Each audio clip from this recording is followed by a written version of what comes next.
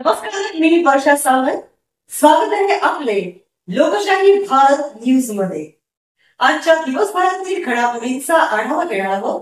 चला पाहूया आजच्या ताज्या बातम्या. सरकारी जागेवर दुकानं, ग्रामपंचायतीची बोगस एनओसी, सदस्य विरुद्ध ग्रामपंचायत वाद पेटला. कोळखे ग्रामपंचायतीत खळबळ. सार्वजनिक जागेवरील अतिक्रमणाला ग्रामपंचायतीचेच अभय. बनावट कागदपत्रांचा वापर. पंचायत समिती आणि जिल्हा परिषदेच्या भूमिकेवरही प्रश्नचिन्ह. नमस्कार, लोकशाही भारत मध्ये आपले स्वागत आहे. रायगड जिल्ह्यातील पनवेल तालुक्यातील कोळखे ग्रामपंचायतीत एक गंभीर आणि खळबळजनक प्रकार समोर आला आहे.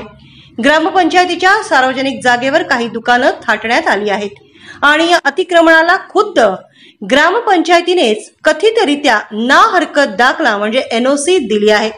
विशेष म्हणजे ग्रामपंचायतीच्या एका जागरूक सदस्यानेच या विरोधात आवाज उठवला असून थेट सरपंच आणि ग्रामसेवकांवर गंभीर आरोप केले आहेत. इतकेच नव्हे तर या प्रकरणात पंचायत समिती आणि जिल्हा परिषदेच्या भूमिकेवरही आता प्रश्नचिन्ह उभे राहिले आहेत. ग्रामपंचायत सदस्य नासिर रशीद शेख यांनी केलेल्या तक्रारीनुसार कोळखे ग्रामपंचायतीच्या हद्दीतील सार्वजनिक रस्त्यालगतच्या जागेवर निसार कुरेशी व त्यांच्या भावानी अनधिकृतपणे तब्बल 4 गाळे आणि एक मोठे होर्डिंग उभारले आहेत.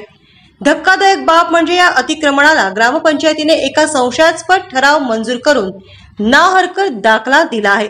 शेख यांनी या ठरावाला त्यावेळी जोरदार विरोध केला होता. त्यांचा आरोप आहे की मागील उपसरपंचाच्या नातेवाईकांना आर्थिक फायदा पोहोचवण्यासाठी सरपंच आणि ग्रामसेवकांनी संगनमत केले आणि तब्बल 2009 सालचा एक बनावट ना हरकत दाखला तसेच 2007 सालच्या एका जुन्या ठरावाच्या आधारावर खोटे प्रोसिडिंग तयार केले. परिस्थिती इतकी गंभीर आहे की या वादग्रस्त जागेवर आता आणखी एक पक्का गाळा आणि 3 तात्पुरत्या टपऱ्यांचे नव्याने अतिक्रमण झाले आहे.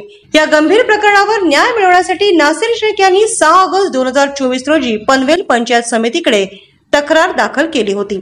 मात्र त्यांच्या म्हणण्यानुसार या सुनावणीला खुद्द सरपंच आणि ग्रामसेवक हेतू पुरस्पर गैरहजर राहिले.